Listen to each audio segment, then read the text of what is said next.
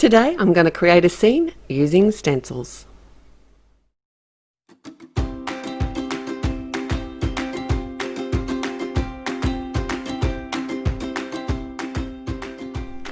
Hi there, it's Therese from Lostinpaper, and I've got a couple of new stencils to share with you today from Altenew, and I thought I'd make a little scene because they're made for that.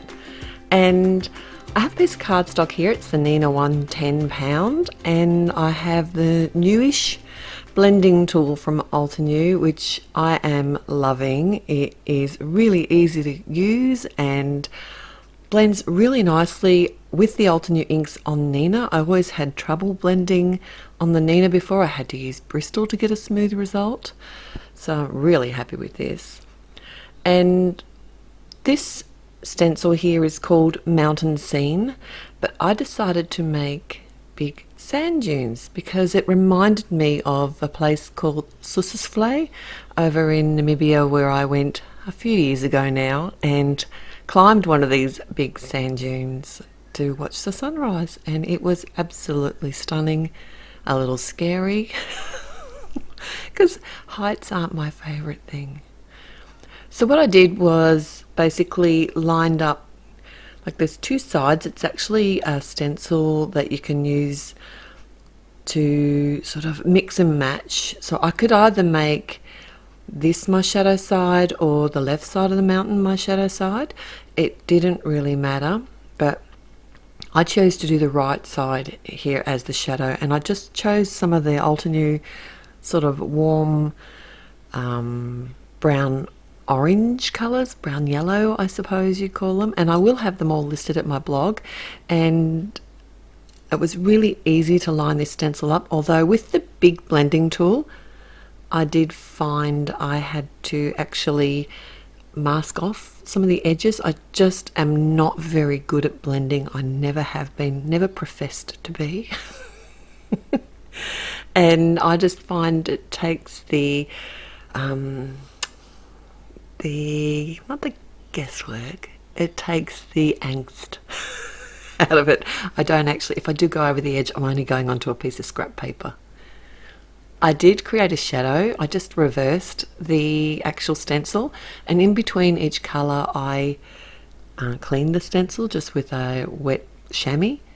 And I wanted to create a mask because I'm going to use a second stencil to do my sky, and I want this to look like my sand dunes are in the foreground. So whatever you want in the foreground needs to be done first and then masked off. So I have some stamping mask paper, and I just traced the stencil, which was really easy to do, and just cut it out and adhered that over top.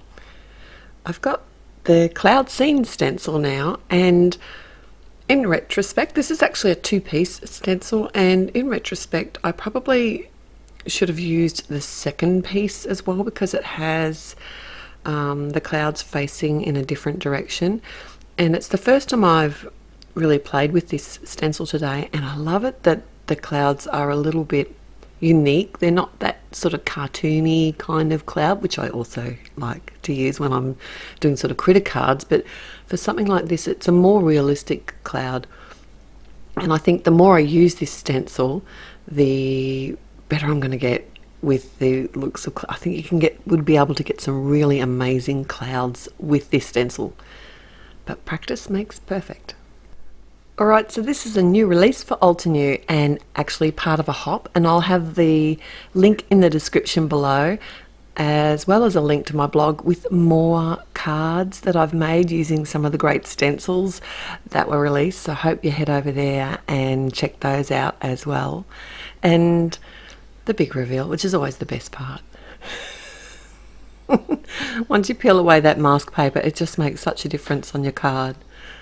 I've got a thank you stamp here. It's from the Many Thanks stamp set, and I just wanted to make sure that I had it lined up perfectly. I didn't want to start again, so I just stamped it on the piece of acetate before I committed to my stamping directly onto my card front, to make sure that it was going to be stamped exactly where I wanted it to. I hope you've enjoyed this scene building with a stencil today. If you did, please click on the thumbs up button to let me know that you did, and also subscribe to the channel if you haven't already. I'll be back again real soon. Till next time, happy paper crafting. Bye.